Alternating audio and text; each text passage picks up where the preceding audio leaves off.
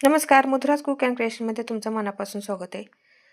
कदाचित बाप्पांनीच हा संकेत दिला असेल, जे मिळालं आहे ते वाटत राहा, कारण देण्यातच खरी गोडी आहे. मला स्वप्न पडलं होतं 2-4 दिवसाखाली, की मी मोदक वाटत आहे. कोण ओळखीचे होते, कोणी अनोळखी होते. मग या स्वप्नाचा अर्थ मला काही कळालाच नाही.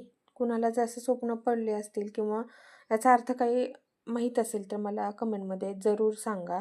कारण पहा, ज्या क्षणी कळले की हे मोदक नव्हते, ही होती समाधानाची गोडी, सेवेची चव आणि मनापासून दिल्याचा आनंद. स्वप्नात वाटलेले ते मोदक आजही मनात गोडवा सोडून गेलेत आणि कदाचित बाप्पानीच सांगितलं असेल. सकाळी उठल्यानंतर कॅलेंडरमध्ये पाहिलं तर चतुर्थी आलीच होती. म्हणून म्हणलं आता चला उकडीचे मोदकच आता चतुर्थीला करावेत. आणि तसे मी मोदक उकडीचे करत असते. पण आपण दर महिन्याला कुठं करतो. मग आपण उकडीचे करण्याऐवजी तळणीचे मोदक करत असते मी पण ह्यावेळेस असं केलेले आहेत. खूप अशा टिप्स दिलेल्या आहेत मी ह्याच्यामध्ये, त्यामुळे व्हिडिओ पूर्ण पहा. कारण सारण बऱ्याच जणाचं कोरडं होतं आणि काही वेळेस पाणी सुटतं, तर ते होऊ नये म्हणून काही टिप्स दिल्या आहेत. तसेच मोदक चवीला छान होतात, पण ते वातड चिवट होतात थंड झाल्यावर. तर त्यावर मी टिप्स दिलेल्या आहेत. पहा, मी आता कढईमध्ये आधी पहिल्यांदा सारण करून घेते. तूप घेतलेलं आहे मी आणि तूप जास्त पण नाही सारणाला वापरायचं. सारणाला तूप जर वापरलं जास्त तर ते तेलकट होतात आणि त्यानंतर ते मोदक फुटायची शक्यता असते. इथे मी 2 नारळाचा चव घेतलेला आहे, म्हणजे ते किसून एकदम बारीक किसून घेतलेले आहे आणि खसखस 2 चमचे घेतलेली होती. ती तुपात छान अशी परतून घेतलेली आहे मी, कच्ची ठेवलेली नाही जास्त. आणि इथे मी 1 वाटी किसून गूळ घेतलेला आहे.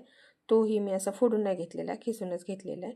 असं छान आता ते मी तुपात परतून घेते, की छान खमंग असं लागावं म्हणून. इथे ड्रायफ्रूट तुम्ही घेऊ शकता, म्हणजे बदाम, काजू वापरू शकता. पण पारंपरिक पद्धतीच्या मोदकातला अशी चव येणार नाही, कारण ड्रायफ्रूटची चव लागणार. त्यामुळे मी इथे ड्रायफ्रूट वापरलेले नाही आहेत. फक्त जे पारंपरिक पद्धतीने आपण करतो तसंच केलेलं आहे. विलायची पूड मी शेवटी टाकलेली आहे, 2 चमचे टाकलेले आहे. आता इथे एक टिप सांगते, की मी जर सारण तुमचं थोडंसं असं पाणी सुटल्यासारखं किंवा कोरडं नाही झालं, म्हणजे घट्ट नाही झालं, तर तुम्ही इथे 1 चमचा पिठी तांदळाची आपण टाकू शकतो. त्यामुळे छान असं घट्ट व्हायला मदत होईल. आणि जास्तही घट्ट होऊ द्यायचं नाही, नाहीतर ते सारण कडक होतं आणि कढईत पण ठेवायचं नाही. आपलं सारण जसं पाहिजे तसं झाल्यानंतर तुम्ही थंड करायला प्लेटमध्ये काढून ठेवायचं, नाहीतर ते कचकच लागतं. जर ते कडक झालं तर मोदकही फुटले जातात. आता मी इथे 2 वाट्या पिठी घेतलेले तांदळाची आणि त्याला 2 वाट्याच पाणी घेतलेले, 1 चमचा तूप टाकलेले आणि मीठ टाकलेले. आता इथे तुम्ही समप्रमाणात दोन्ही घ्यायचे, पिठी आणि पाणी. इथे तुम्ही 1 वाटी पाणी आणि 1 वाटी दूधही घेऊ शकता. मध्यम आचेवर मी 2-3 मिनटं तसंच ठेवलं होतं आणि त्याच्यानंतर मी गॅस बंद करून झाकण ठेवून 15 मिनटं तसंच पीठ मी ठेवलं होतं. त्याच्यानंतर 15 मिनटानंतर मी एक ताटात काढून घेतलेले. गरम असल्यामुळे थोडं हाताने केलं, पण गरम लागायला म्हणून वाटीने मी छान ते थोडंसं मऊ करून घेतलं. त्याच्यानंतर थोडंसं कोमट झाल्यानंतर मी हाताने छान इथेच हे आहे की इथे छान मळून घ्यायचं आहे. त्यामुळे जर तुम्हाला पातळ वाटत असेल तर तुम्ही इथं घाबरायचं नाही. थोडंसं तांदळाची पिठी जरी टाकली तरी चालते आणि जर खूपच घट्ट वाटत असेल तर थोडं पाण्याचा हात घेऊन तुम्ही मळून घेतलं तरी चालते. असं छान एक पहिल्यांदा करून पाहायचा, की आपल्याला मोदक केवढा होतोय तो.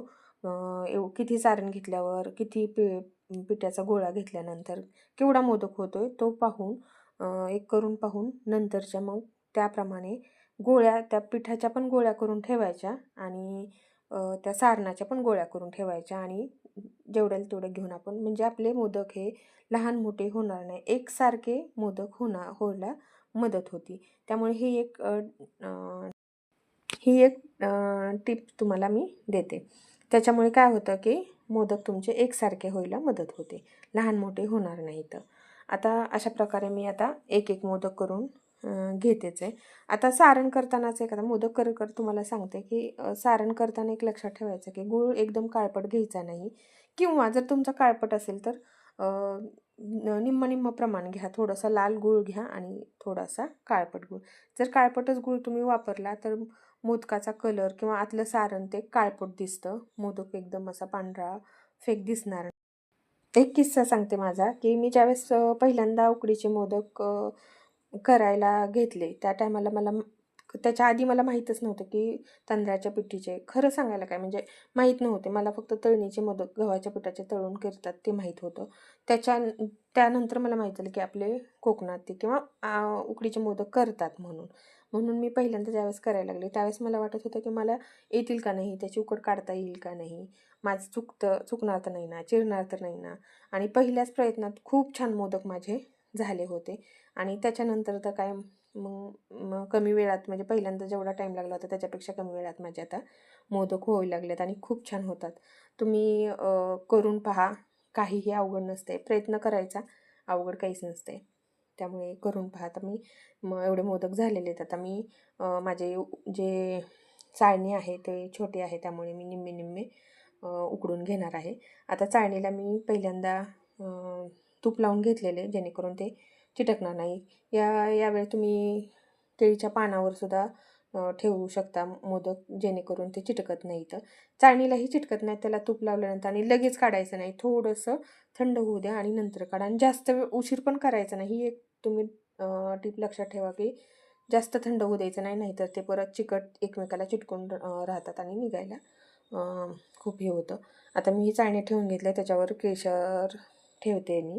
मी जे भिजू घालून ठेवलं होतं छान कलर ते आलेलं आहे असं ठेवून मग मी आता उकडायला ठेवणार आहे. तिकडे मी गॅसवर पाणी उकळायला ठेवलेलं आहे आणि त्याच्यावर चाळणी ठेवून मी एक ताट झाकणार आहे आणि त्याची वाफ काढणार आहे.